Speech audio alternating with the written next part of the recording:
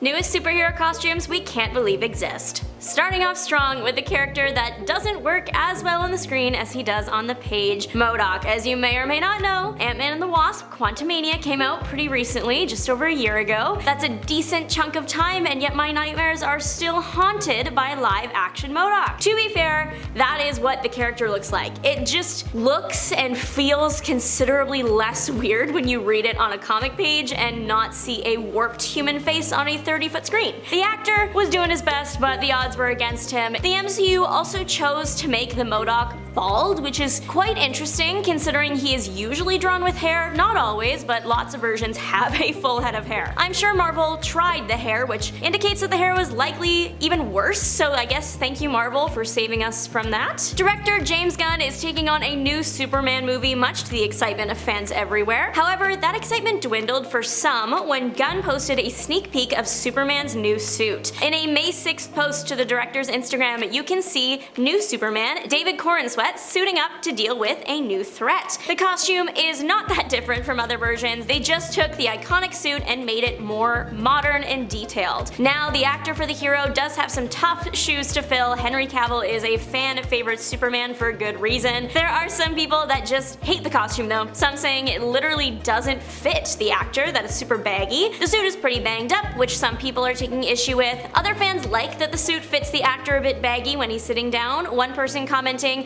"Finally, a Superman who has a suit that doesn't look like body paint, love it." But the major change fans think they see, some people can't believe are back in a good way, are Superman's red trunks. I know this suit is controversial though, so let me know what you think in the comment section down below. I can't believe a space Spider-Man exists, but to be crystal clear, I love it. Star Spider is the hero. She debuted in April of this year in Edge of Spider-Verse Volume 4 Issue 3. Her civilian name is Persephone Parker and she is from Earth's 1978, but is currently living on a space station. She is a quantum engineering apprentice, so she is working up there, and also working as a spider hero. Her costume is pretty cool if I do say so myself. It's made up of nanobots that Persephone can communicate with. The bots are called the Sanitation, Planning, Integrated Defense and Engineering Robots, or Spider Robots. They move around Persephone's body to create a suit capable of keeping her safe while she fights in the vacuum of space. It keeps the basic design elements of a usual spider suit, spider emblem in the middle, and red and blue, but the spider design looks like it's made of neon, so she literally glows. The suit also looks super sturdy, like it will actually protect her and it's not just there to look cute. Do superhero costumes apply to cars? I think so, and so I am going to include the kids cartoon series Bat Wheels on this list because I am very confused. I suppose the idea makes some sense considering the success of Disney's Cars. It just looks like a fever dream. The basic rundown of the show is the various cars of the Bat family are brought to life by the Bat computer to fight crime in the disaster that is Gotham City. In this world, Gotham has gotten so bad they need an extra Bat team of crime-fighting cars. The team is led by the Batmobile, of course, sometimes referred to as BAM in this universe. The cars do face off against other cars, typically just like the car version of major Bat villains. There is a random helicopter in there though. I don't know if my Sunday will be spent watching this, but it seems like great fun for anyone with littles. Okay, I will admit that this point is from about 7 years ago, but that's like nothing in Marvel time, and also it's so stupid I have to bring it up. Ben Reilly's mouth Spider-Man costume from 2017's Ben Reilly the Scarlet Spider series. Who did that? He looks like an emoji. There was lots of backlash when the mouth costume was teased, so much so that Marvel announced it would be changed by the 3rd issue. It was too late to change 1 and 2. Other than the mouth, the costume is great. Some fans even consider it to be their favorite Ben look. The mouth is just so silly though. I never expected to see a combination of Nightcrawler and Wolverine, but I am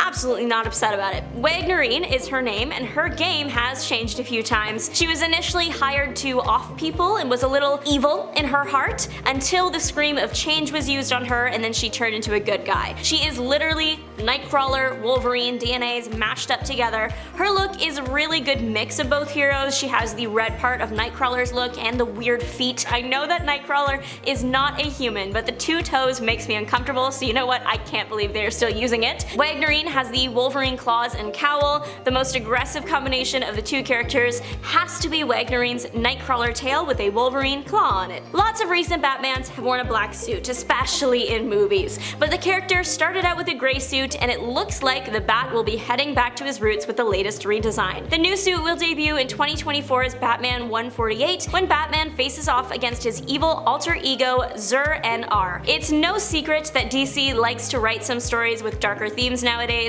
so it makes sense that the characters' outfits get darker as well. But now Batman is lightening up a bit in the costume department, and only there. The new suit is going to be gray with dark blue accents, and it has the classic yellow utility belt. What I can't believe with this look is how big the Bat in the middle is. I know it seems like such a silly thing to notice, but like the Bat is huge. It takes up his whole upper chest. We know you're Batman, we get it. It could just be perspective, but I don't think so. I guess we will have to find out soon when the comic comes out on June 4th. About this time last year, Marvel dropped a version of Venom that is so cool I can't believe he exists. Samurai Venom exists out there in the Venomverse. In the way that there's like thousands of Spider-Mans in the Spider-Verse, there is just as many Venoms in the Venomverse. Takemoto Tatsuya became Samurai Venom when he picked up a black katana. It was infected with the symbiote Venom, of course. At first, Tatsuya resisted Venom because Venom can be a bit violent and uncontrollable, but after an encounter with the Scorpion, he is singing a very different tune. Sometimes Venom is the answer.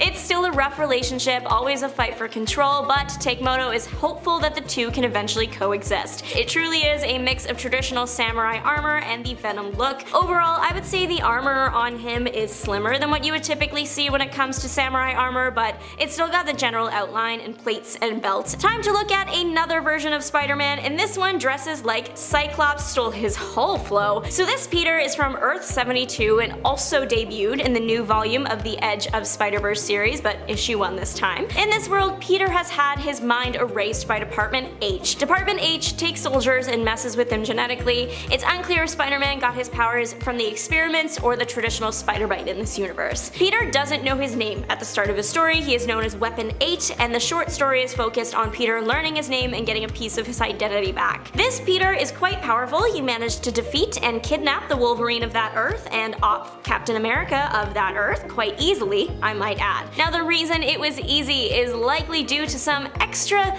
pieces that Peter has. The experiments gave Peter extra eyes and arms, and what I couldn't believe when I first saw the arms is that they are not robot arms like one would hope. They are actually spider claw looking arms covered in skin, so they are actually part of Peter's body. Peter's extra eyes are also quite unsettling in the way only a human with 8 eyes can be. The reason I say that Peter's costume looks like Cyclops is because it kind of does. The suit is blue and yellow, which now with X-Men 97 out, we are seeing a lot of blue and yellow Scott Summers. Then there's the glasses. Cyclops famously has his visor to control his optic blasts, and the visor is red. Peter's glasses remind me of that because they are also red and yellow. Unclear why they picked red for Peter though. He just looks like Cyclops, and I will die on that hill. This is maybe the most recent kind of costume announcement. It happened May 25th. Okay, for months now, years, however long Taylor Swift has been friends with Ryan Reynolds, there have been rumors of her joining the MCU or Marvel Entertainment as a whole. Dazzler was the long-running theory, then it was rumored the singer would take on a show in the role of Blonde Phantom, but Marvel has just posted a new picture of the mutant known as Magic,